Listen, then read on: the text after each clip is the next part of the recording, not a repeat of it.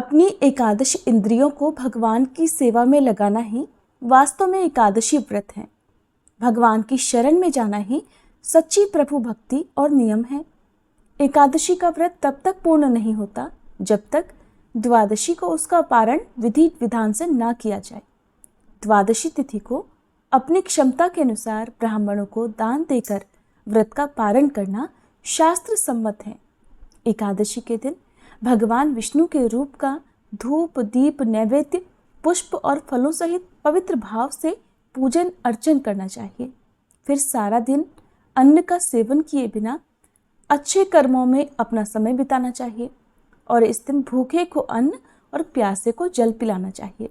व्रत में केवल फलाहार का विधान है। रात को मंदिर में दीपदान करके भगवान के नाम का संकीर्तन करते हुए जागरण करना चाहिए। जिस कामना से भी कोई भक्त संकल्प करके योगिनी एकादशी का व्रत करता है, जो कि आषाढ़ कृष्ण पक्ष की एकादशी है, उसकी वह कामना बहुत जल्दी पूरी हो जाती है और वहीं जीव के सभी पापों और विभिन्न प्रकार के पातकों से भी मुक्ति मिल जाती है। किसी के दिए हुए श्राप से मुक्ति पाने के लिए ये व्रत कल्प वृक्ष के समान है। व्रत के प्रभाव से हर प्रकार के चर्म रोग भी दूर हो जाते हैं। एकादशी व्रत में रात्रि जागरण की भी अत्यधिक महिमा बताई गई है। स्कंद पुराण के अनुसार जो लोग रात्रि जागरण करते समय श्री विष्णु सहस्त्र नाम का या श्री हरि स्तोत्र का पाठ करते हैं, उनके करोड़ों करोड़ों जन्मों के पाप नष्ट हो जाते हैं। आज की वीडियो में आप जानेंगे एकादशी की तिथि और शुभ मुहूर्त के बारे में। उससे पहले आप सभी को योगिनी एकादशी की ढेर सारी शुभकामनाएं। आषाढ़ कृष्ण पक्ष की एकादशी प्रारंभ होगी 1 जुलाई सोमवार को सुबह 10:27 से। इससे पहले तक दशमी तिथि रहेगी और एकादशी तिथि समाप्त होगी 2 जुलाई मंगलवार की सुबह 8:42 पर। इस बार भी एकादशी तिथि 2 दिन है। ऐसे में आपके मन में अब ये प्रश्न भी होगा कि व्रत किस तिथि को रखना ज़्यादा सही रहेगा। तो देखिए, जब भी एकादशी तिथियों का इस प्रकार का संयोग बनता है कि एकादशी 2 दिन पड़ती हो, तो ऐसे में सभी लोगों को दूजी एकादशी का, यानी जिस दिन एकादशी और द्वादशी तिथि दोनों ही हो, उस दिन उपवास रखना चाहिए और अगले दिन शुभ मुहूर्त में व्रत का पारण करना चाहिए।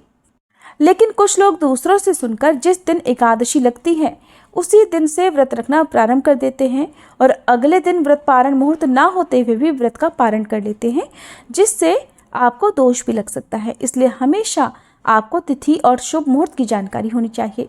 इसलिए इस बार 2 जुलाई मंगलवार को ही योगिनी एकादशी का व्रत रखा जाएगा। द्वादशी तिथि प्रारंभ होगी 2 जुलाई मंगलवार को सुबह 8:43 से।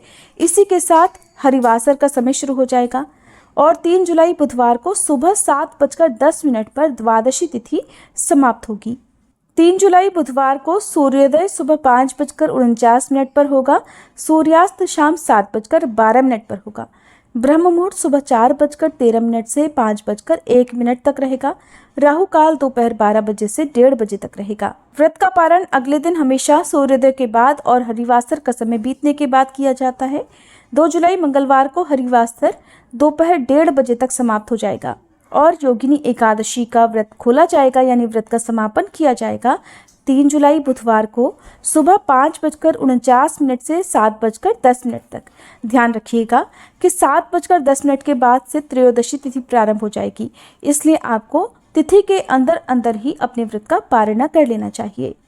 श्री ब्रह्म वैवर्त पुराण के अनुसार योगिनी एकादशी के विषय में कहा गया है कि 88 सहस्राणि द्विजान भोजयते तु यः तत्फलं समवाप्नोति योगिनी व्रत कृन्नरः महापाप प्रशमनी महापुण्य फल प्रदा।